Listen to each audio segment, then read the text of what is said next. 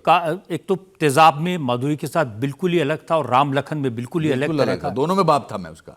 आप देखिए ना, वैरायटी कहाँ से कहाँ मिलती है ऐसी। मैं अपनी तारीफ करना चाहता हूँ मैं I don't want to be subtle about it. I think मेरे जैसे एक्टर बहुत कम आते हैं हिंदी फिल्म इंडस्ट्री में, ये बात मानना पड़ेगी। और ये मैं बिल्कुल एरोगेंटली नहीं कह रहा हूँ। अभी आपकी जब मैं ये वीडियो देखी तो मैं कभी पीछे क्या किया मैं उसको देखता नहीं हूँ, मैं आगे क्या करना मैं उसको देखता हूँ, लेकिन जो पीछे किया है वो बहुत कम लोगों में उसका दम है। और मैं सिर्फ इसलिए कर पाया हूँ क्योंकि मेरे एक्टिंग के टीचर कमाल के थे और मुझे ज़िंदगी से जुड़ने का हमेशा अच्छा लगता है। मैंने बताया ना कि जैसे अभी ये लोग मेरे लिए सिर्फ दर्शक नहीं हैं, ये इंडिविजुअल्स हैं। इनकी आंखों में जो हंसी है, इनकी आंखों में जो मेरी बातें सुनने का जो जज्बा है वो रियल है। ऐसा नहीं लगता है कि इनको पैसे दिए हैं और ये आके बैठ गए इनको बस तालियां मारनी हैं। ये सो मेरी जो ताकत है वो ये लोग हैं। बिकॉज इसीलिए मैं 40 साल से बरकरार हूं, इसलिए नहीं कि सिर्फ मैं एक्टिंग अच्छा करता रहा हूं। इनको मेरा जो चरित्र है पर्दे से पहले और पर्दे के बाहर भी अच्छा लगता है। ऐसा है कि नहीं है? एक एक रोल के बारे में हम अगर बात करें, बताइए। राम लखन में जो आपका रोल था वो कैसे कंसीव किया, कहां से आइडिया आया? तो मैं और सतीश कौशिक मेरे बड़े अच्छे दोस्त, मेरे प्यारे दोस्त, हम लोग जब सेट पे पहुंचे तो सुभाष घई साहब जो हमारे डायरेक्टर थे, राइटर थे, उन्होंने वो उसी समय सीन लिखते थे। उनको एक आइडिया होता था पूरी फिल्म का, तो फिर वो हमको दे दिया उन्होंने। फिल्म अपना उसकी चांदीवली स्टूडियो में उसकी शूटिंग थी। वो अंडे वाला सीन कि सेठ जी, मुझे बड़ा याद आता है कि वो अंडा जो है अनिल कपूर मेरे नीचे रख देता है अपनी सीट पर जिस पे मैं बैठने वाला होता हूँ।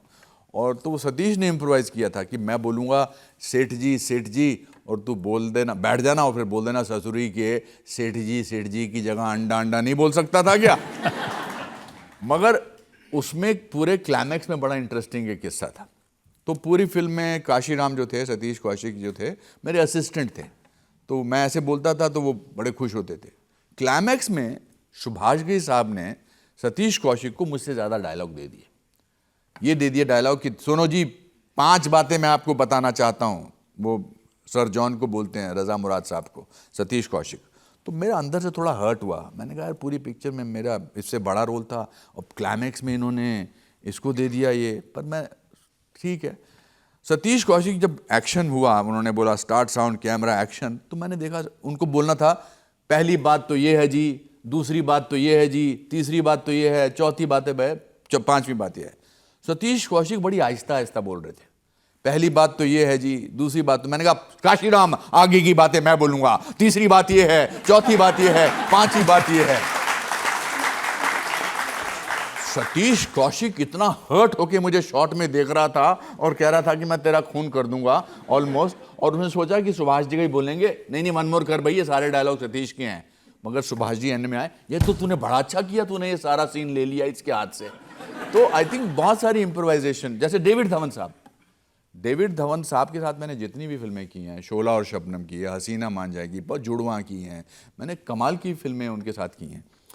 डेविड धवन साहब को सीन का स्ट्रक्चर पता होता है और फिर वो अच्छे एक्टर्स को लेकर वो डाल देते हैं, कहते आप करिए। तो जो हसीना मान जाएगी आपने देखी होगी, जब हम पहले दिन आए तो मैंने कहा इसको कैसे अच्छा बनाऊं। एक तो अच्छे एक्टर्स की एक पूरी जमात होती थी, गोविंदा, परेश रावल, संजय दत्त, तो मैं अपना कैसे बनाऊं कि, तो मैंने कहा हम एक काम करते हैं कि मैं ऐसे नमस्ते नहीं करूंगा, मैं ऐसे नमस्ते करूंगा, आजा करके था।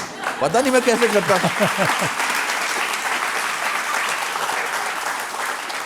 मैं लंदन में एक फिल्म कर रहा था, जुड़वा 2 की शूटिंग होने वाली थी। तो जुड़वा 2 की शूटिंग से पहले मैं एक ब्रिटिश फिल्म कर रहा था, boy with the top not. उसमें वो मेरा कैरेक्टर था जिसकी याददाश्त जा रही है। तो मुझे बहुत, जब उसकी एक दिन हमारी रीडिंग थी, नेक्स्ट डे फिर 10 दिन डेविड साहब की जुड़वा 2 की शूटिंग थी, फिर 10 दिन बाद मेरी वो ब्रिटिश फिल्म की शूटिंग थी।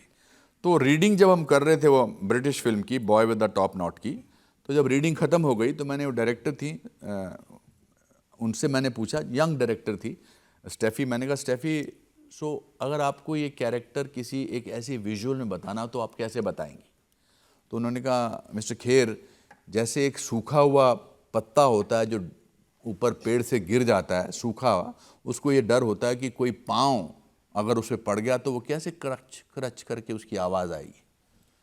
मैं दंग रह गया कि वाह कितना अच्छा डिस्क्राइब किया है इसने कि ये कैरेक्टर मुझे ऐसे करना है।